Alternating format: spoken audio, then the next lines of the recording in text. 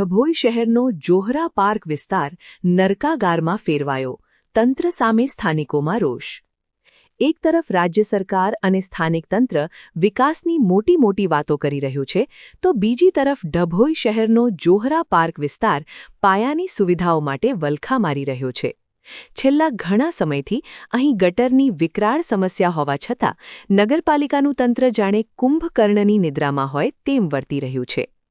જોહરા park વિસ્તારમાં આશરે 50થી વધુ રહેણાંક મકાનો અને 100 જેટલા નાના મોટા કારખાનાઓ આવેલા છે। ગટર લાઈનો ઉભરાવાને કારણે ગંદુ પાણી આખા રોડ પર ફરી વળ્યું છે।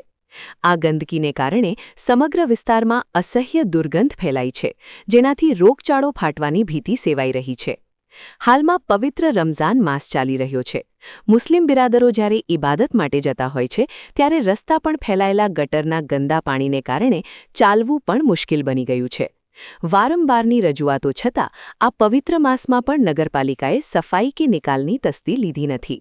સ્થાનિક રહીશોનો આક્ષેપ છે કે તેઓ નિયમિતપણે નગરપાલિકામાં વેરો ભરે છે, તેમ છતાં જ્યારે સુવિધા આપવાની વાત આવે છે ત્યારે તંત્ર હાથ ઊંચા કરી દે છે। સ્થાનિકોએ અનેકવાર લેખિત અને મૌખિક રજૂઆતો કરી, રૂબરૂ જઈને પણ અવારનવાર રજૂઆત કરી, છતાં પરિણામ શૂન્ય આવ્યું છે। નગરપાલિકાની કામગીરી પર પ્રશ્નાર્થ ચિહ્ન મૂકતા લોકો કહી રહ્યા છે કે જે તંત્ર ડભોઈ શહેરના પોતાના વિસ્તારોની ગંદકી સાફ કરી શકતું નથી, તે નગરપાલિકામાં નવા ઉમેરાયેલા 4 ગામોનો વિકાસ કેવી રીતે કરશે?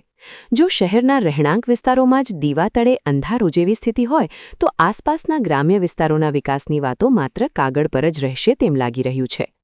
જો આગામી દિવસોમાં ગટરની આ ગંભીર સમસ્યાનો કાયમી નિકાલ નહીં આવે, તો ડભોઈના જાગૃત નાગરિકો દ્વારા ઉગ્ર આંદોલન કરવાની ફરજ પડશે। વર્ષથી અહીં પાણી નીકળવાનું ચાલુ થયું છે, હજુ તક એનો પ્રોબ્લેમ સોલ્વ થતું નથી।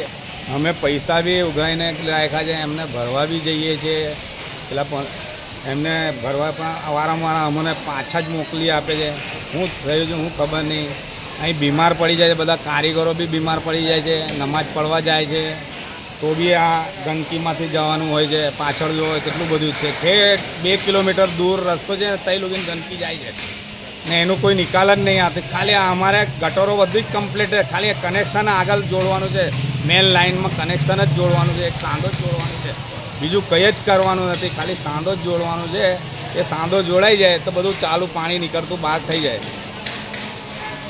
પૈસા બી અમે ભરવા ગયા છે, બધી રીતે પૈસા ઉઘરાઈને બધા કનેથી ઉઘરાઈને બી ભરવા છે। એ પૈસા ભરી દઈએ તો એમનું પેલું એ વેરો બી ચાલુ થઈ જાય। વેરો બી અમે આપવા તૈયાર છે, નગરપાલિકાને વેરો બી આપવા છે, ગટર વેરો, સફાઈ વેરો।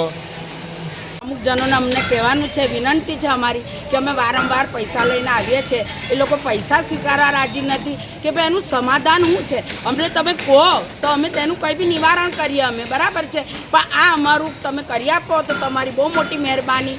અમે નગરપાલિકામાં અમે આવીને બી થાકી ગયા ભાઈ, અમે બી ઇન્સાન છે, થોડી ઇન્સાનિયતના નાતે તો કરી આપો। તમે બી ઇન્સાન છો તો અમારી આટલી અરજી સ્વીકારો, પૈસા લઈ લો, એનું સમાધાન કંઈ બી કરો આ સુવિધાનું, બરાબર છે, તો આટલી તમારી મહેરબાની રહેશે કોઈ ઇન્સાનના માટે। આ પગલાં પડે છે, અમે કેવી રીતે જઈએ ને આવીએ, છોકરા સ્કૂલ કેવી રીતે જાય, મદ્રસે કેવી રીતે જાય, આ રસ્તો એક જ છે ભાઈ મારા।